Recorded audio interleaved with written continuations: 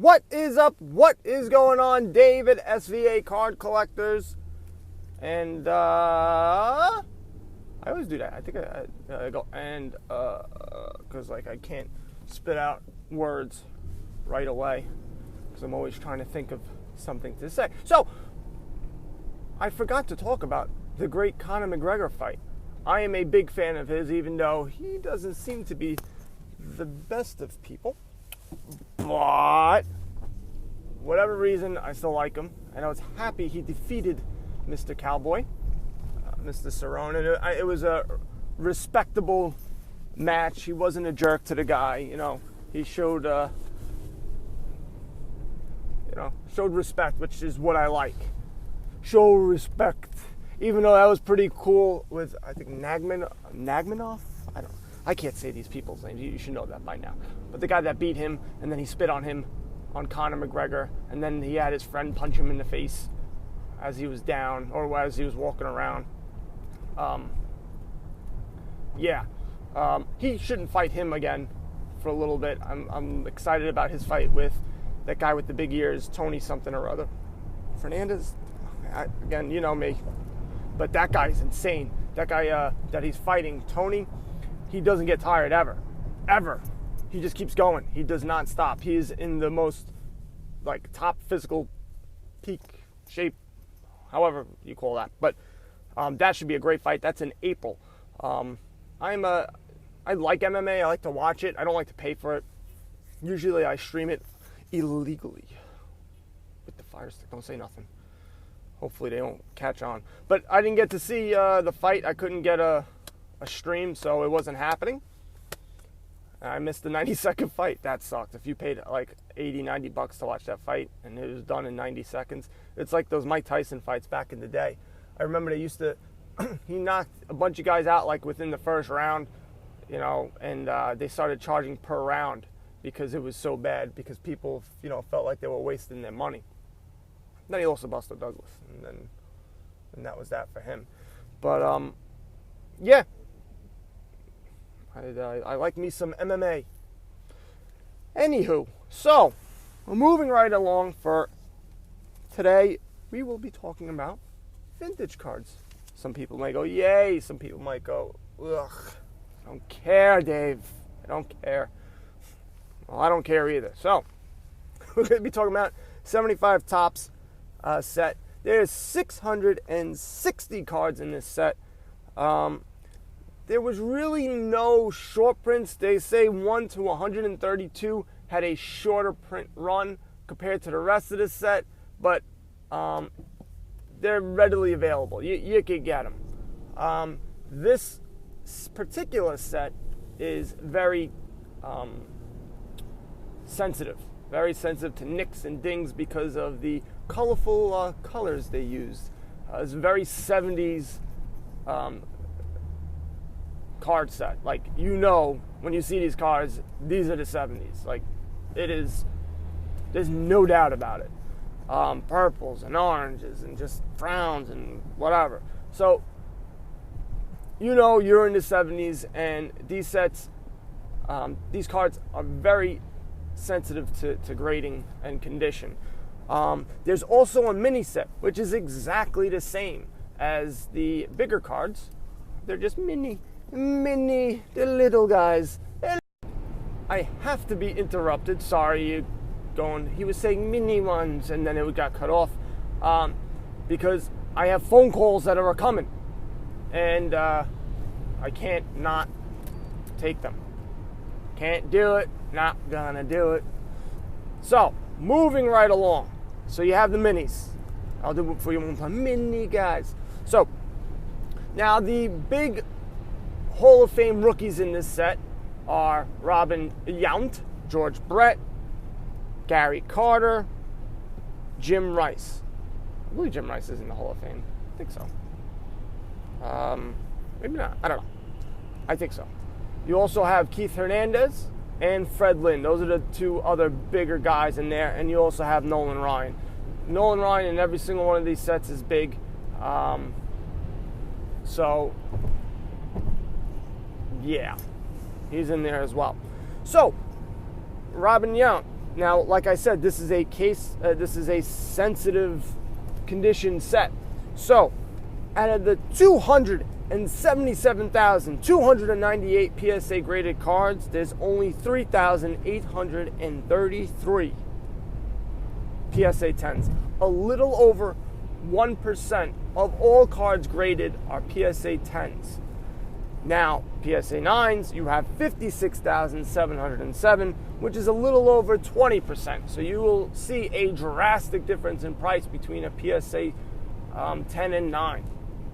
And even 8, which has the most, I didn't write that number down, but it's more than the PSA 9. So those are even more readily available than the PSA. The PSA 8s are more readily available than the PSA 9s. So I did some digging on pricing, and I saw one, a Robin Yount, and I'm going PSA 10s. 28,800. Brett, 11,000, which I was surprised. I thought it would be higher. Carter was at 6,000. Rice was at 9,775. Lynn's at 1,472. And Keith Hernandez, which I thought would have been more because of Seinfeld and because of him being an announcer and whatnot, was only $845. Now, Robin Yount, there's only 6 PSA 10s, and he has 253 PSA 9s. Brett has 10 PSA 10s, 302 PSA 9s. I'm just going to give you the 10 first and then the 9 second. Ugh. Gary Carter has 13, and then 205. Keith Hernandez has 12 to, I can't read my handwriting, I think it's 187. And Fred Lynn has 12 compared to 166. And Jim Rice has 7 compared to 188. And I think that's why the Jim Rice is more money than the Carter, because there's half as many PSA 10s. So it's very, very difficult to get a PSA 10. They don't pop up too often, and when they do, they go for a lot of money. I didn't do Nolan Ryan. I should have, but I just didn't, because I just didn't want to. I forgot. Actually, I just forgot. Now, the mini versions are pretty much the same with regards to scarcity in PSA 10s. And they were only made in Michigan and in the West Coast. So if you were on the East Coast, if the East Side, you ain't getting these. Word up to your mother. And so, pricing is very similar. Actually, it's sort of flipped. George Brett is $17,198 was the last sold. Yount, $5,600. Carter, $1,526. Rice, $1,799. Lynn, $865, and Hernandez whomps him at $1,988. So the minis are just as rare as their big card brethren. And I shouldn't use words I don't know how to pronounce, and yet I try to every single day. I don't know why. I sound like a buffoon. So one thing that this set really doesn't have is errors and variations. They do have errors, but they said, you know what? Screw it. We ain't fixing it. It is what it is. So there are no errors or variations. There are errors, but that's just the card. So there's no changes to it, and so there's no real value to it. So you'll see number 120, Steve Busby, is actually Fran Healy. And Fran Healy has his own card. Imagine being Steve Busby. You're like, I got a card, finally. And they're like, Dad, I got a baseball card. Son, I'm so proud of you. Let me see. Wait a second. This ain't you. You stink, you liar. Leaves his father. I can't think of a backstory quick enough. I should have thought of backstory beforehand. That would have been a great epic tale. Steve Busby. The tale of Steve Busby.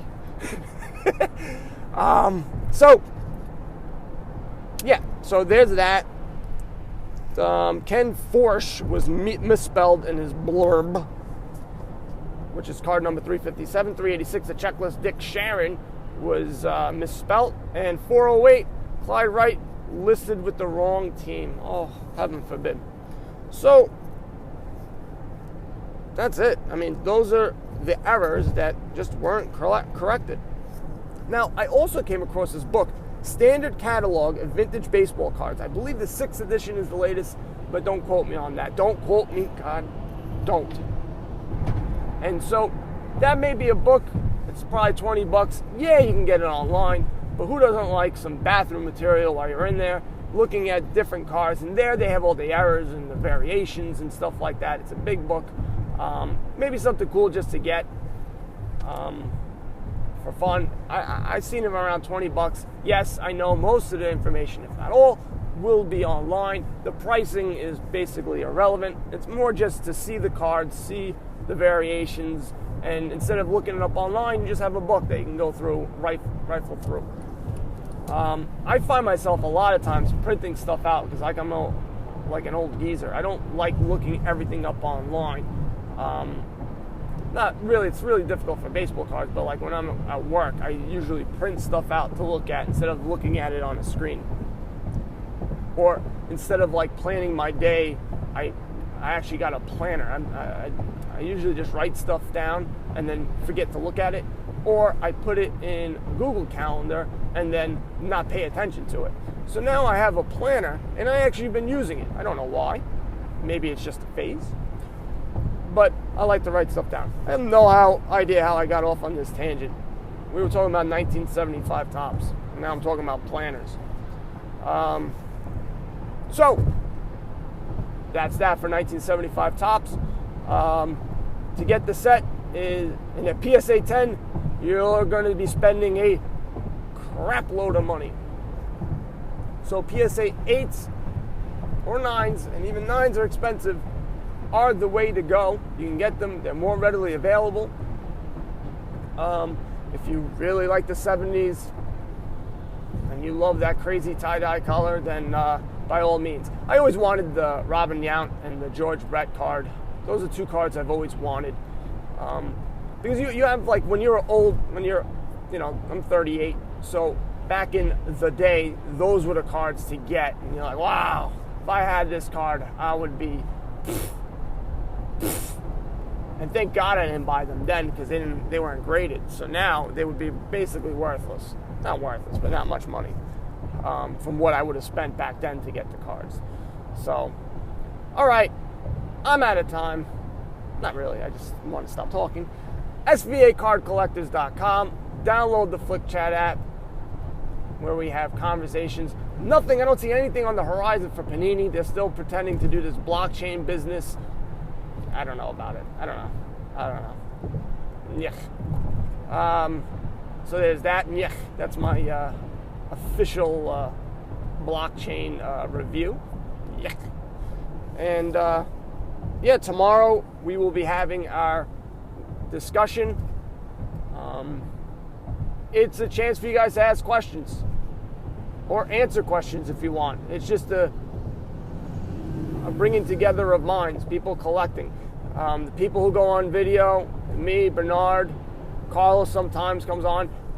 It's just talking. We're talking shop. We're talking baseball card shop, football, basketball, whatever. We don't know any more than you do. But as a collective whole within the comments, we might be able to figure some stuff out. So that's what it's used for. It's a great time for all. Okay, guys, you know what to do. Buy some cards, go broke. Later.